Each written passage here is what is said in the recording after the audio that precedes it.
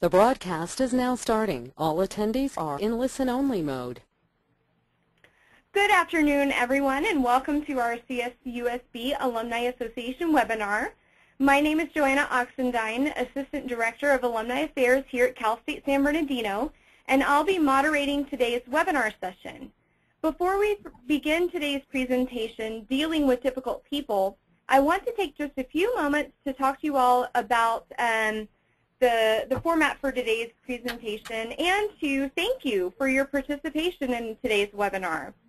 Before I introduce our alumna presenter, Dr. Cheryl Marie Hansberger, I want to go over the logistics of our webinar platform.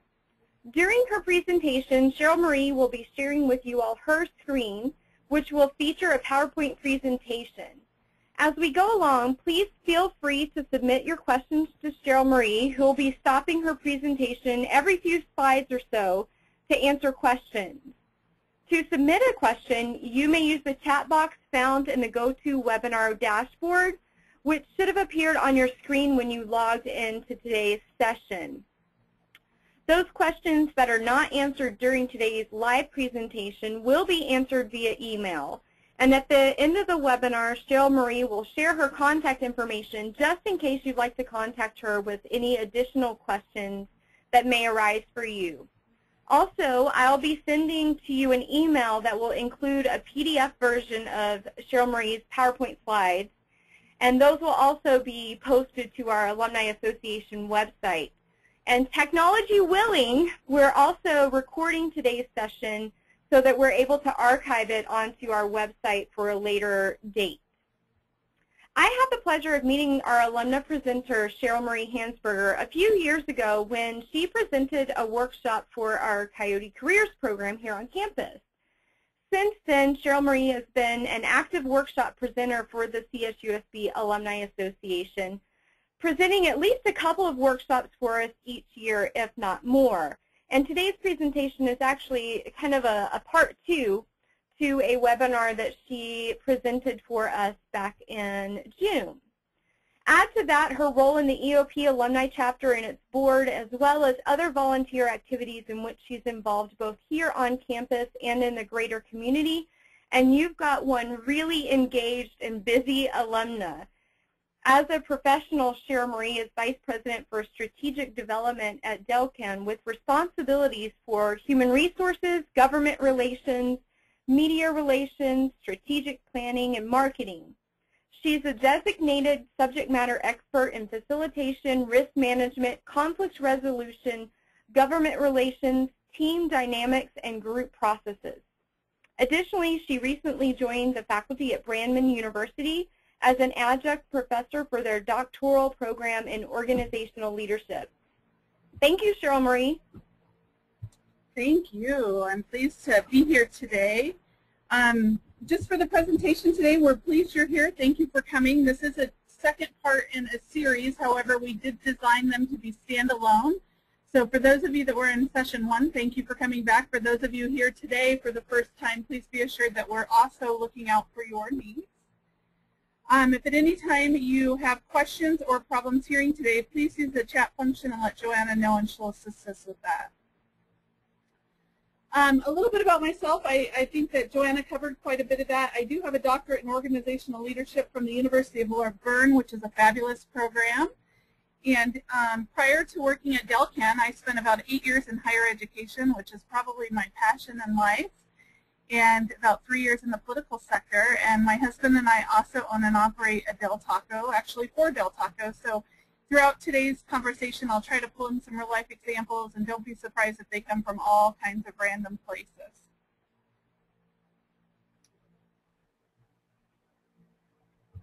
The objectives of today's program is to provide you with an overview of difficult personality types and recommend some mitigation strategies, and also really to build a toolkit that can be referenced, utilized later for conflict. So what you'll see is we've tried to structure the slides and everything else so that you can keep this on your computer somewhere, and when you're in the middle of a conflict, you can pull it out and use it as a resource to help guide you through some of those situations. So let's start. I have an interactive component. I want to try this for the first time, and Joanna will need your help. But let's talk a little bit using the chat function about what are some of the characteristics that you guys are aware of a difficult personality or person. And if you have a chat on your computer, just feel free to put in one word or so. And Joanna, if you could share those, because I don't think I can see what they typed to you. Absolutely. We've got defensive, closed-minded, negative. Closed-minded. Yeah, Good. negative. Anything else come to mind? Yeah, not a team player. Stubborn. Stubborn. I'm a little stubborn sometimes. Anything else coming up? Gossipy, frustrating, or frustrated. This is always the aspect of the most participation we get. It's easy to kind of come up with some of those. What about, this is a little harder. What behaviors do we personally exhibit as a response to difficult people?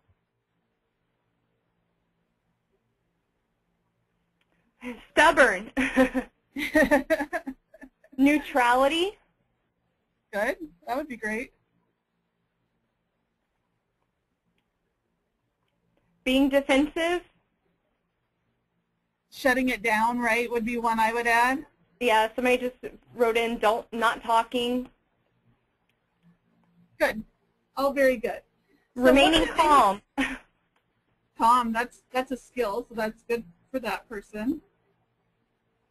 One of the things we'll talk about today is that in conflict, really there's two components. One is somebody exhibits behaviors and can be difficult, but number two is that we can also often exhibit difficult behaviors back in return or not manage it very effectively.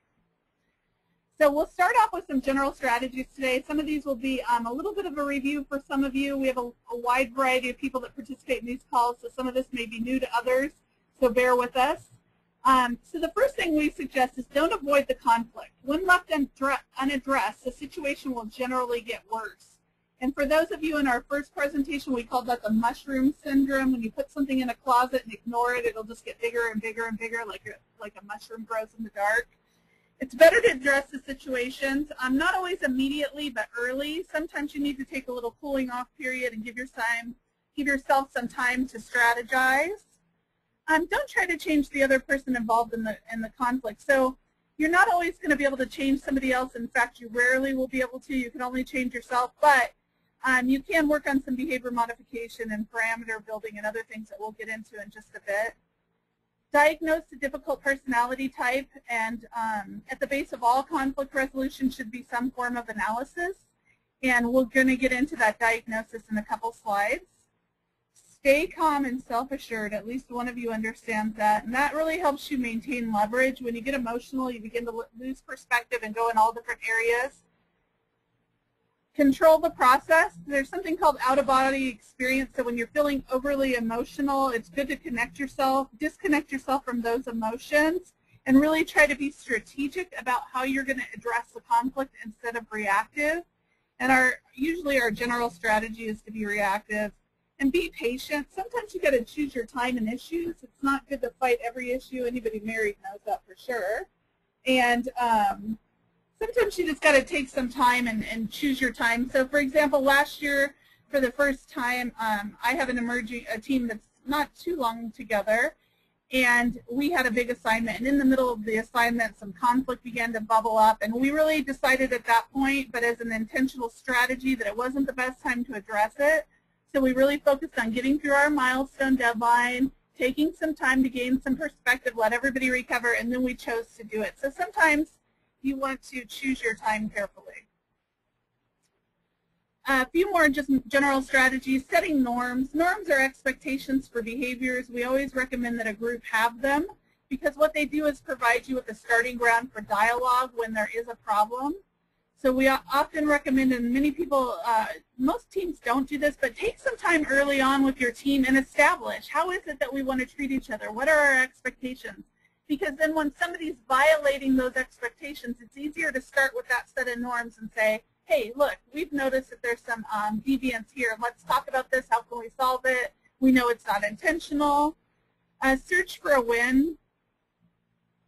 In the last presentation, I shared with you that I was raised to win at all costs. My dad was a strong military man, and that meant even if you had to destroy somebody else, you won. That was okay. And through my years, I've really worked on mitigating those tendencies, because I think that most situations are better when you can have a win for everybody, and that's not always possible. But what you should always strive to do is value people, give them a way out, let them maintain human dignity, and that should be always the aim of the conflict situation. Utilize your body language appropriately. You see in the photo that I chose, certainly not the body language that you want. I'm bad at facial expressions. If you know me, you can always tell how I feel by the look on my face. So I really have to work at this hard. And I think a really important strategy that's really probably been life-changing for me is to remember that difficult people only speak for themselves.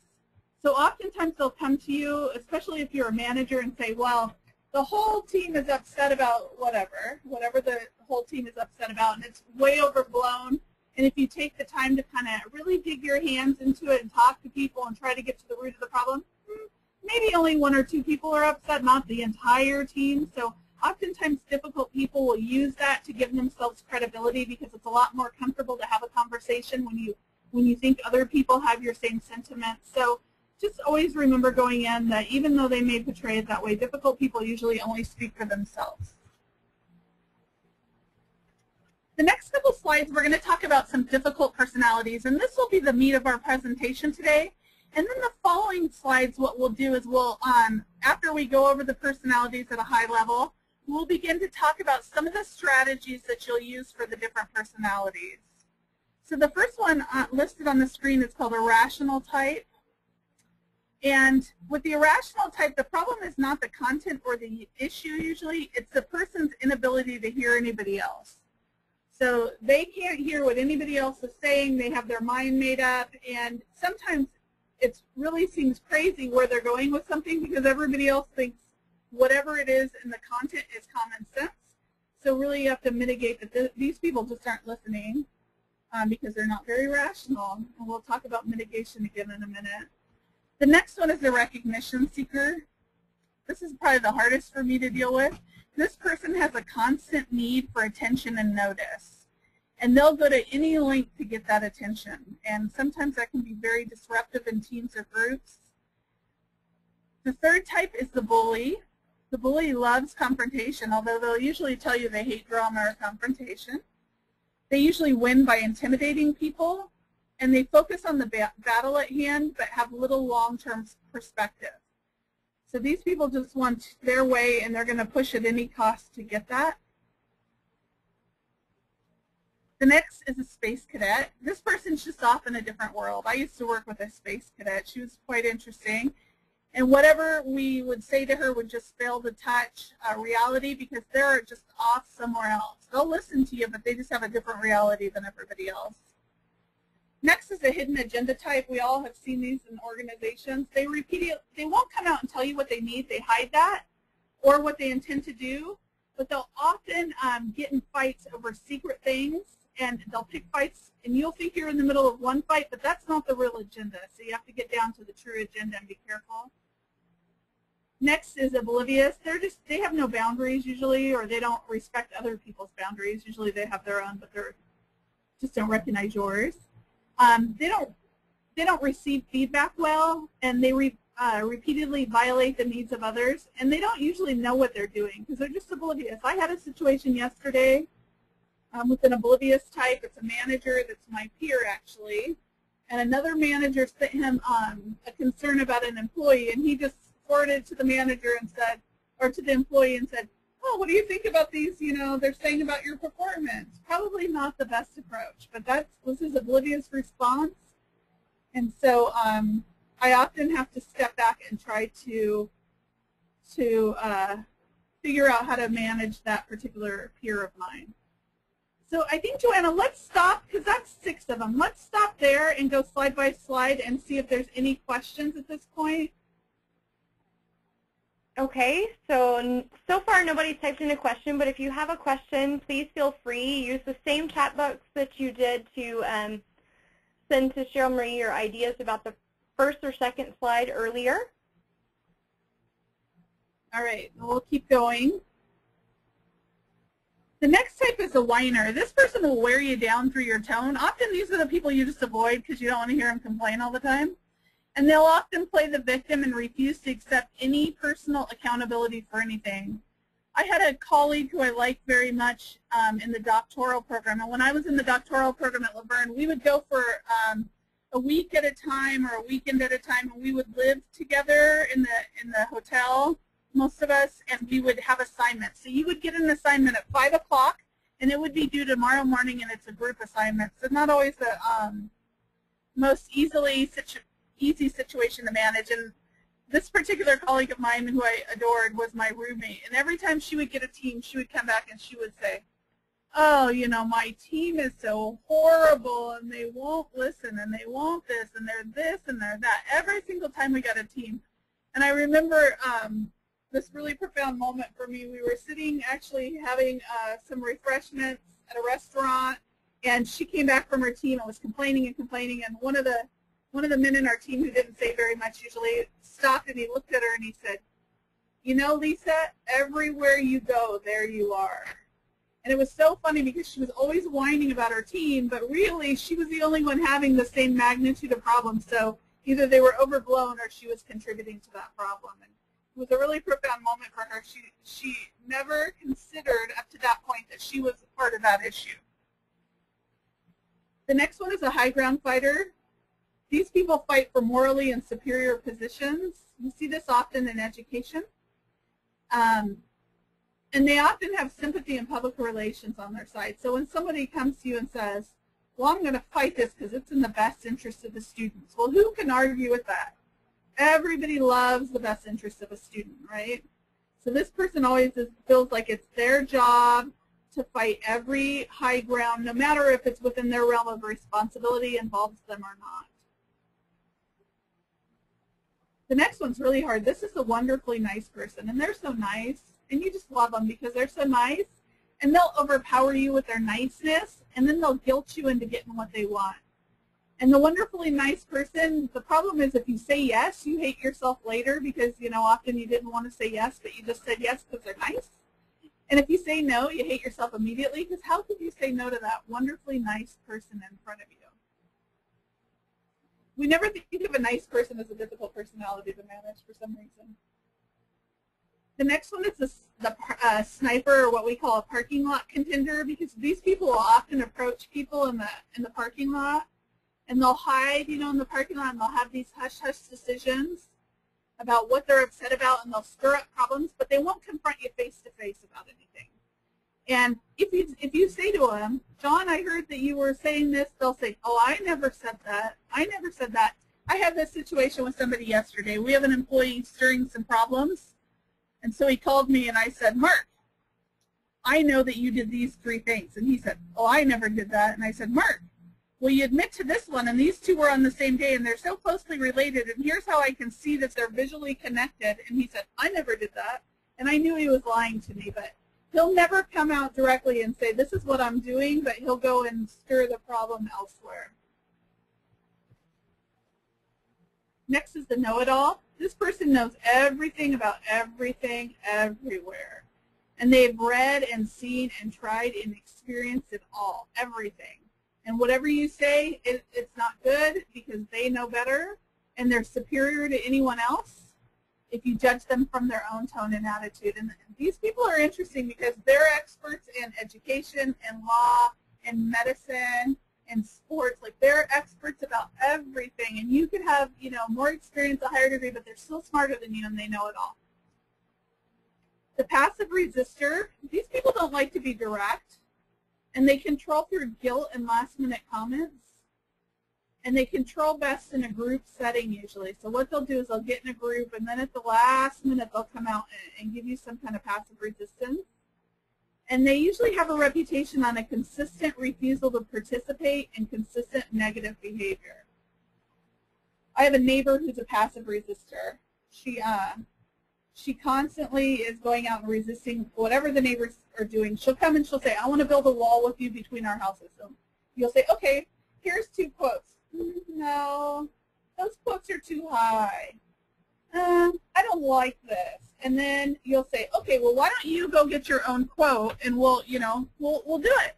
Well, then she'll never, ever participate in that because all she really wants to do is resist what it is, even though it's her idea to begin with a lot of times, and have a hard time going through the process of resisting and kind of controlling the situations. I used to take it really personally, and then our other neighbors would share their concerns or kind of situations, so I realized everywhere she went, there she was. The indecisive person, they hate accountability, and that's usually what's at the core of it. They don't want to make a decision because if they make a decision, they're accountable, and they want more data, more time. They want to explore more options. They want to talk about all the aspects. They want to complain about how hard the decision is, and they really, under pressure, want somebody else to choose, so they'll try to deflect those decisions on everybody else around them. All right, so those are the personality types. Joanna, have you gotten any questions? No, it looks like we're good. All right, we're going to change gears a little bit. We're going to go into the mitigation strategy. So when you're dealing with a conflict, if you think you have a difficult personality, one thing you have to do is first assess the type of conflict, and we talked about that in the first session for those of you that were with us, and those that aren't, we could certainly share that information. But the other thing you have to do is you have to really look at the individuals involved and try to assess if you have a difficult personality type, because if you do, then you have to intentionally choose strategies to mitigate those people. So for the irrational type, what the best strategy is to let them spend their energy. These people will talk a lot, you just let them. After a while, they'll wear themselves out of things to say. But you also can't just do that. You have to listen to identify the key words that summarize what they're after. If you listen long enough, you'll begin to know, and if you evaluate long enough. And then what you do is you use those key words to ask them questions, because the questions tend to calm them down. Because once you start asking questions, they feel like they're in control, and they start to calm down and lose their guard a little bit. And once they're engaged in that two-way discussion, you can then usually turn the discussion gently into the direction that you want. But first, you got to give them time to just talk, and that's a painful thing sometimes. With the recognition seeker, what you need to do, and this is counterintuitive because your first gut reaction usually is to give them recognition, maybe they'll go away. But you often have to just withdraw recognition for negative behavior. And this is just pure behavioral modification 101. I have a psych background from Cal State, and any of you with a psych background kind of know that. So what you do is you withdraw the recognition for the negative behavior, and then you begin to praise the positive behavior. And then what you have to do is bring them to the inside of the decision making and involve them and empower them with information.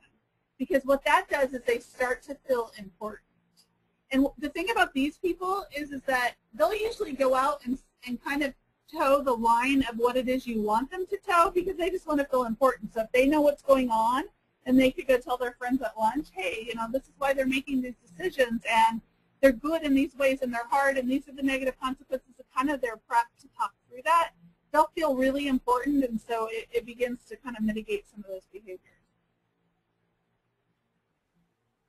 The next is the bully. We have a bully at work we're dealing with right now. The first thing is you don't retreat, because if you retreat, they'll be back stronger. And if you don't like conflict, and none of us really like conflict, but if you're not very skilled at conflict, and I used to be this way when I was younger too, is my approach would be to try to avoid it to see if it would go away. And what will happen is they'll just keep coming at you because they feel stronger the more that you allow them to bully you. So you really have to stay calm and have an outer body experience, and you have to step back and listen to them, but don't worry about the battle, and this one you go for the war. So you really are working on behavioral modification again, and use side-by-side strategy physically to derail the in-your-face tactics. So these people will also often come and stand over you if you're sitting down somewhere. You need to try to get yourself up and get them side-by-side, because it's a lot harder for them to intimidate you, and then it kind of throws them off of their game.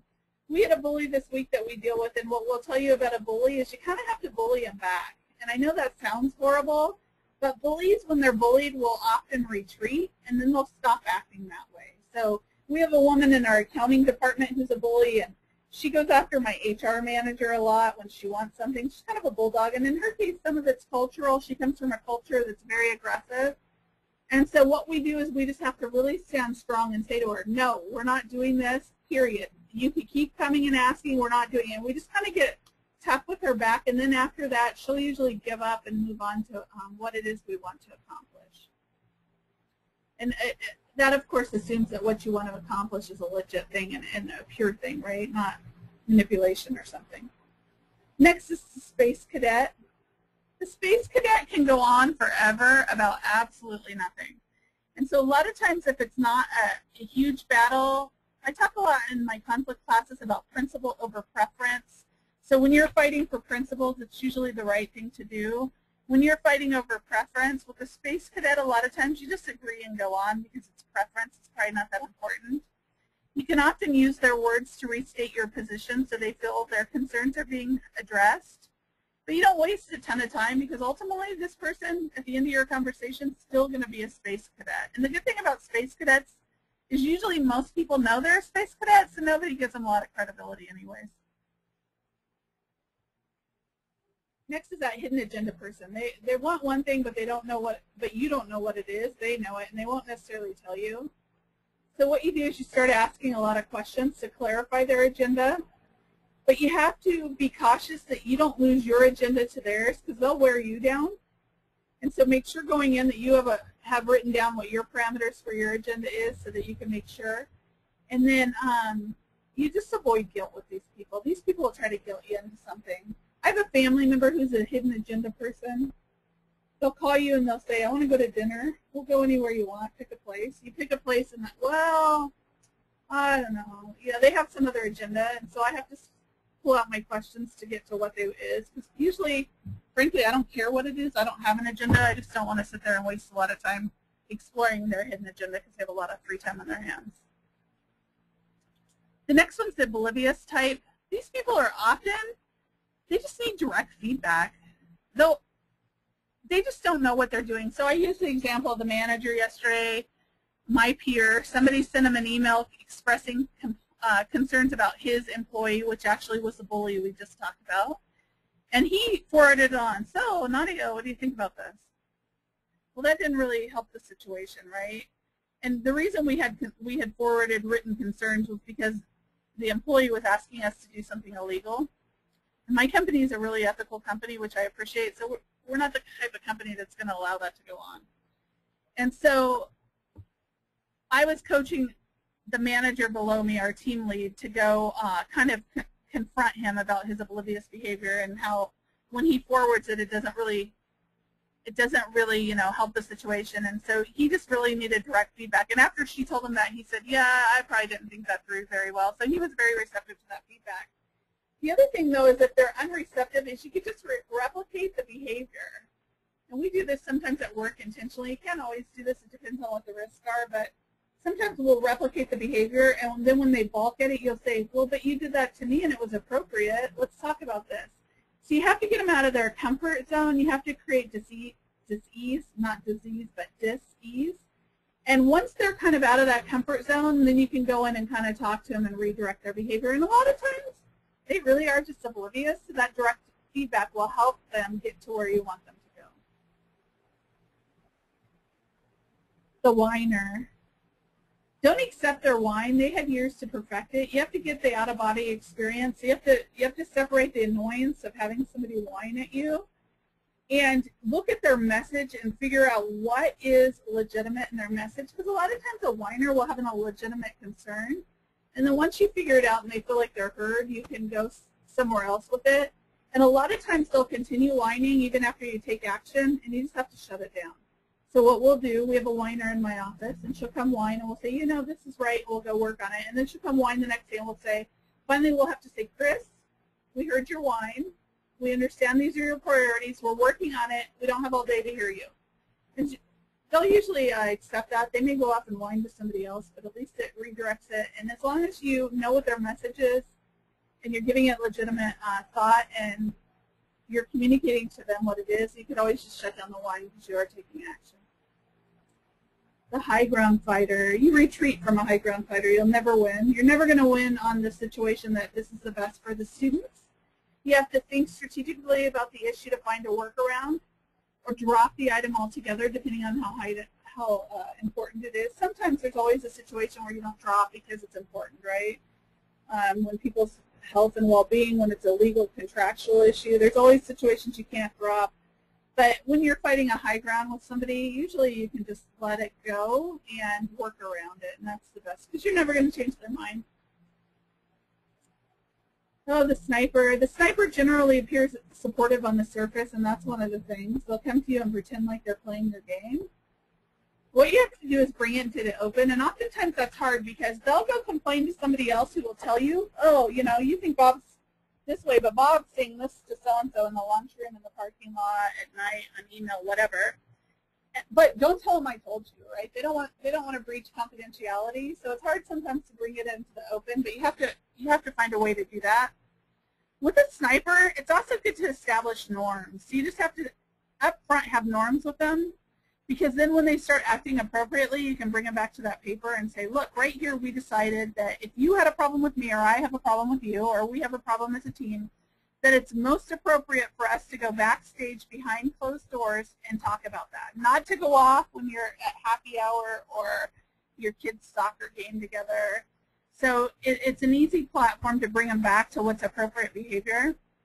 And for other people too, because a lot of times other people will get caught in that crossfire, and they don't really want a part of it either. And we all know those people. We avoid them in the parking lot, right? I will admit, hid under my desk not to talk to a sniper. But you have to be direct and confront the behavior, and sometimes that causes a problem for confidentiality, but you got to figure out a way to do it. The wonderfully nice person. They're so nice. Identify what's important and don't deviate from it with these people, because what you'll do is you'll get lost in their niceness. A lot of times people have this with their parents. If anybody is still dealing with parents, sometimes this is a hard one. And you have to avoid the guilt and have the out-of-body experience and draw your own boundaries.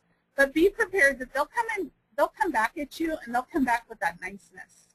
So you have to just really know what you want from these people and don't deviate from it. The know-it-all, who always has a better way of doing everything. You have to test their knowledge base to determine legitimacy. So my husband's kind of a know-it-all, if you know him, and not necessarily in a bad way, but he legitimately can tell you all kinds of stuff about everything out there. And sometimes I have to really get to the bottom of, does he really know this because he has a photographic memory? That's how he knows everything. Or is he making stuff up? So you really have to test the base of their legitimacy, and some of them really do know, like my husband really does know usually because he has a photographic memory, but sometimes people just make stuff up. So you got to get to the bottom of it. Are they really legitimate? Do they know this? And really listen for that real expertise by focusing on their content and not their approach. The thing about a know-it-all is they'll often tell you way too much information than you need. You want the Reader's Digest version, and they're going to give you the encyclopedia. And you have to harness them towards items that you want them to focus on and let them spend their energy there. So they really have some good things to bring to the table. So figure out what that is and really send them off in that direction. And you have to give them incremental expert tasks. Really control the scope, because if you don't control their scope, they will go off and do way more than you ever wanted, because they really like the learning of everything usually. The passive resistor we call the supreme difficult person. So you have to bring them in earlier and involve them in discussions, and that's pretty basic in conflict. Most people know that inherently. They don't always take time to do that. And give them public opportunities to respond. And the key word there is public, because if you could get them on the record publicly about something, it's hard for them to go off and passively resist. And you have to force them to declare refusal or support of group consensus. So if you're reaching a consensus in your team, let's say, you should ask them, you know, Bob, is this something you could live with? And force them into taking a stand. Because if it's not, what it'll do is it'll help you surface those issues of resistance earlier instead of later. And if it is, if they say it is anyways, then they publicly have a harder time resisting because they've already taken a stand, so they look like hypocrites. And you have to avoid guilt if they continue to be passive. You can't really always please everyone.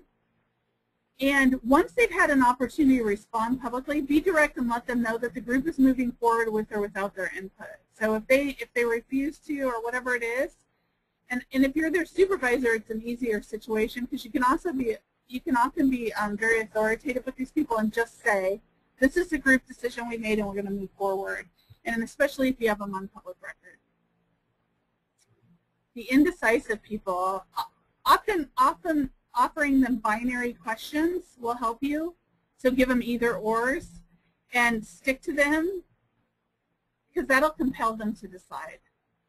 And you have to be careful with problem ownership. If you allow them to shift decisions to you, then you're accountable in their minds. So you got to make them own a problem even if they don't want to. And you have to avoid guilt with these people as well. We have our indecisive person in our office is an accountant. And she'll often say, we ask her a question and her response will be, well, it depends. Okay, I know all those factors play in, but we're asking for your expert opinion. Well, I don't know. So we kind of have to focus her in, well, would you do this or this? She picks B, we'll say, well, B or C, and we just keep going to get her to narrow it down. All right, we're going to stop there. Next, we're moving into action planning. Are there any questions that came in, Joanna? Yeah, we actually have two questions. The first deals with retreat, either as a strategy or a non-strategy for the bully.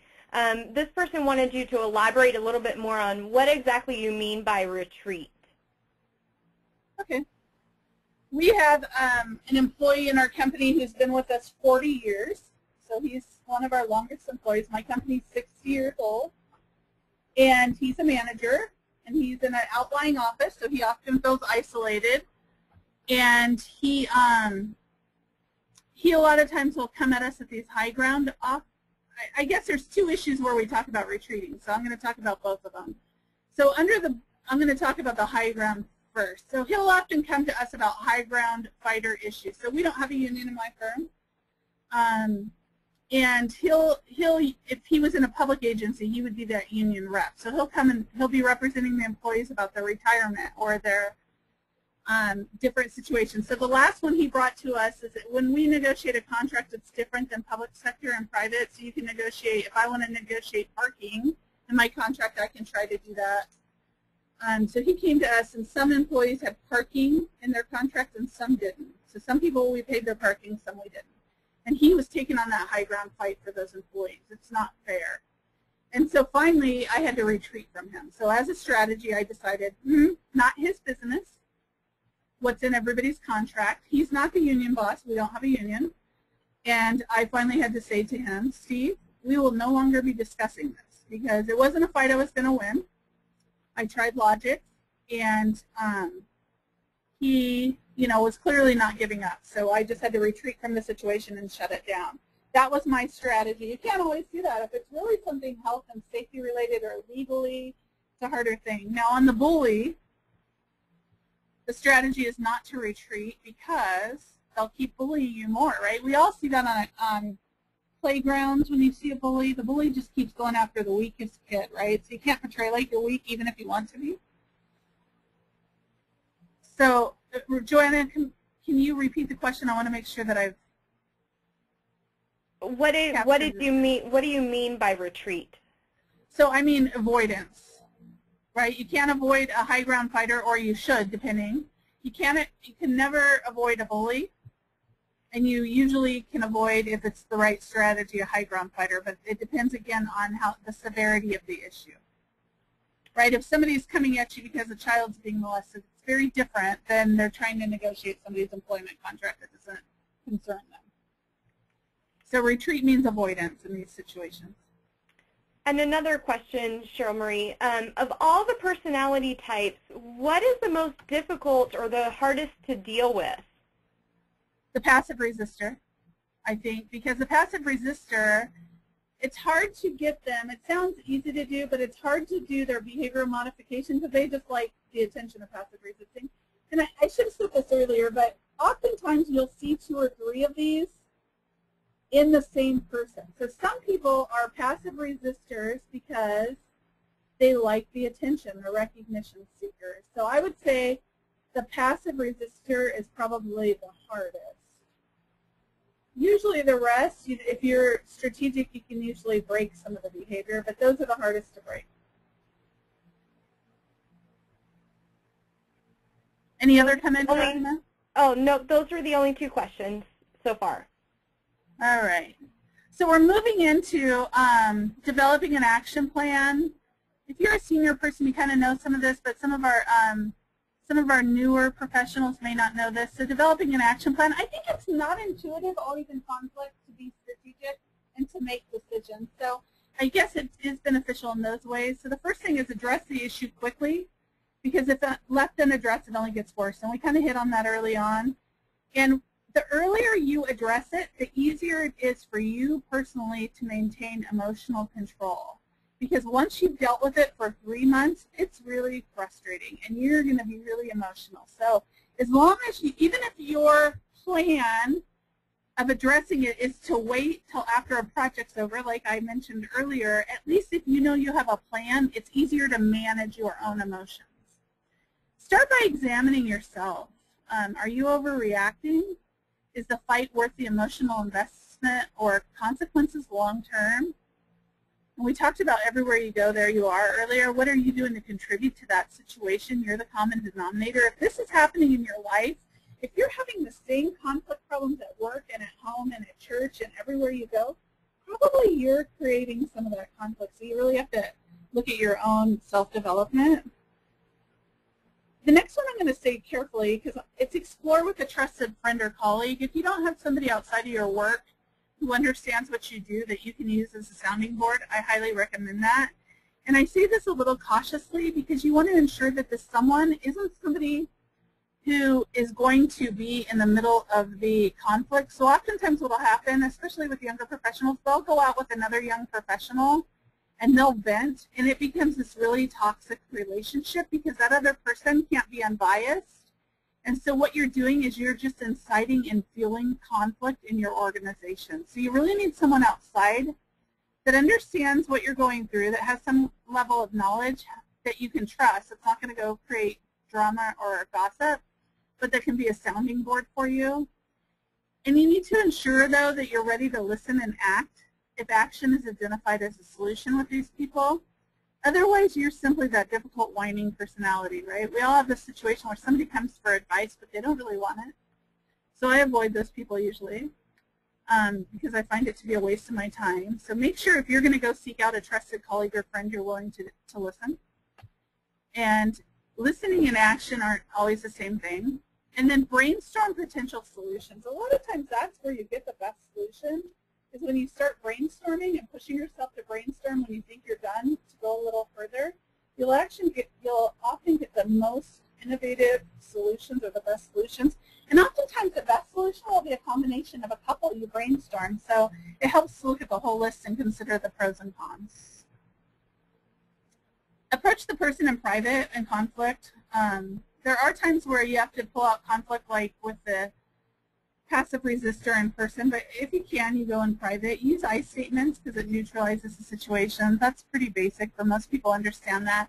Start by giving the person the benefit of the doubt and approach it from a problem-solving and not fighting mentality. This is a huge leap in my development, is when I learned this. Be willing to receive the feedback as well. They may tell you some stuff you don't want to hear. Maybe partially your fault, maybe more than partially your fault. Attempt to bring the situation to a series of agreements moving forward. Nothing will frustrate people more than having the same dialogue over and over with no agreements and no action and no resolution. And then follow up on the initial conversation. So if you're having a regular conversation, how's it going? Is further action required? Is the action we're doing, is it working? Do we need to refine it? It's more of a mutual strategy planning there. All right, so that kind of wraps up the strategies, the action plans. We want to just open it up if there's any comments, questions, observations, discussions. I think we're about 15 minutes left, and then at the end, We'll show you some resources. So just as a reminder, our objectives were to give you an overview of difficult personalities and mitigation strategies to build tools that can be referenced during the conflict. So with that, we'll open it up. We have a question, Cheryl Marie, about developing the development plan, if you will. And what do you do, or how do you approach your development plan when you fear retaliation from the person who's causing the conflict? Yeah, that's a hard one without knowing what it is that what the topic is, right? Because if it's you feel retaliation because somebody's stealing in your organization and you're going to go shed light versus retaliation in a different way, that's a hard one. So the development plan should weigh all that. It should weigh what the benefits of solving it are against the consequences. Sometimes that's where an outside person would help you. Sometimes the questions are hard without knowing the severity of the situation, because I don't want to misstep and lead somebody down the wrong direction. So, for example, in our Del Tacos, is somebody going to tell us that an employee's stealing because it's their shift lead and there could be retaliation and their hours are cut? Right? That's one situation where the conflict, has a higher order and it's a whole different situation. So I think it's just something you have to carefully mitigate, and if you have a trusted friend to talk through it with, they can help you keep perspective, because oftentimes what I find when people are worried about retaliation, what they're really worried about is just discomfort. And sometimes short-term discomfort is good for long-term gain. So the person stops talking to you. Oh, okay, really? I mean, is it going to change your life? As long as they'll talk to you what you need them to be professional to do your job. But if it's somebody's going to cut your position and you're a contract employee, maybe it's a different situation. See, I don't know that there's a silver bullet for that. You just have to weigh it in your decision making. What do you do about approaching, or how do you best approach a bully who is one of your administrators or a higher up in your organization? Yeah, that's a good question. It depends on the severity of the bullying, right? So if your bullying is, and I want to use the word bully in this case carefully, because if your administrator is demanding and you feel like that's bullying, I think it might be two different things, right? So I would say, well, your job is to give your administrator what they want.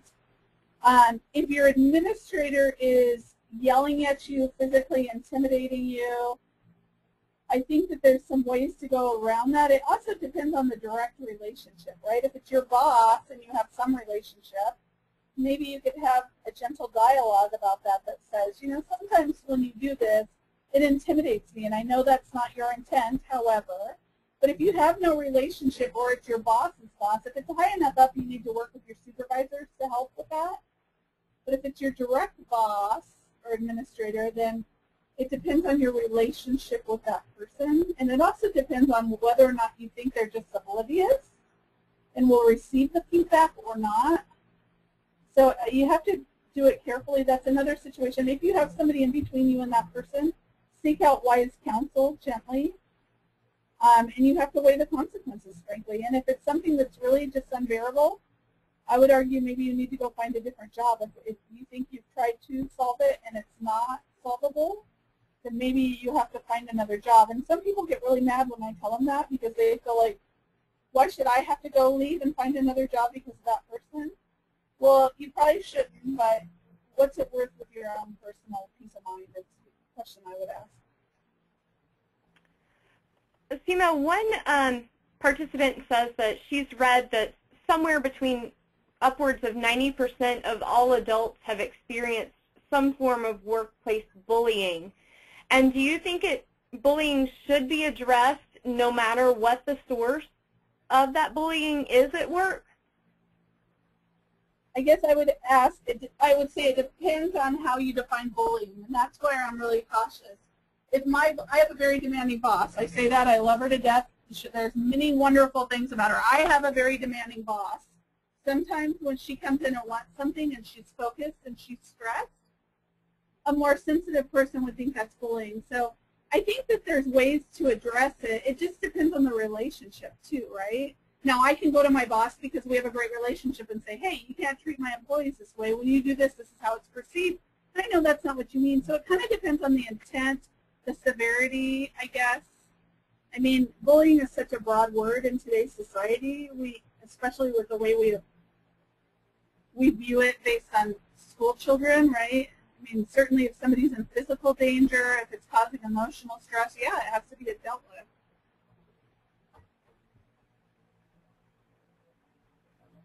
Okay, thank you. That's all the questions we have right now. I know some of those are broad answers. What I want to offer you is if you have a situation and you need a trusted person to work through, contact me because with more details I may be able to help you a little more. It's just hard to know. You know, we all just have such various levels of sensitivities and such different complexities in an organization. There are some books that I would recommend. I just read Difficult Conversations about a year ago now, again for the second time. It's a very good book. Helps you discuss what matters most in conflict and not kind of get off track. I love the book Building Teams, Building People. It's more than about conflict. It's about all kinds of organizational things. It's a great, easy read. Tom Harvey and Bonnie Drolet, his wife, were my professors at Laverne. They're brilliant. It's an easy read. Resolving Conflict at Work is another good one. Managing Difficult, Frustrating, and Hostile Conversations. And the last one is funny. The last one was given to me as a gift when I was in higher education and I was very young by one of my students. I shared with you that I used to more so now, but you can very often tell how I feel about something, and she gave it to me and it was very helpful. So there's some resources if you're looking for something to help you independently. I also put in some supplemental resources. You can read these on your own, but on hints for giving and receiving feedback. And there is my contact information. So if you do have any questions, you can always feel free to contact me, and I'd be happy to give you some time. I will tell you that picking up a phone and calling me is a little bit difficult, so probably best to email me and we'll schedule a time to chat. Joanna, thank you. Thank you so much, Cheryl Marie. As Cheryl Marie mentioned, she's agreed to take any kind of follow-up questions you all might have after today's webinar. And I know a few of you had kind of specific questions. Feel free to email or contact her with regards to your specific questions. And again, I will be sending to you all via email a PDF version of her PowerPoint presentation, and it will also be posted on our Alumni Association website, and hopefully, again, technology willing, we'll be able to post the actual presentation itself. Thank you so much to all of you who participated in today's webinar. As you leave the webinar, please take just a few moments to complete the survey that will appear on your screen. Your feedback is critical to helping us grow and expand our program to meet the needs of our students and our alumni. And we hope you found today's experience valuable and that you'll consider attending future CSUSB Alumni Association events. After all, you are in good company. Thank you.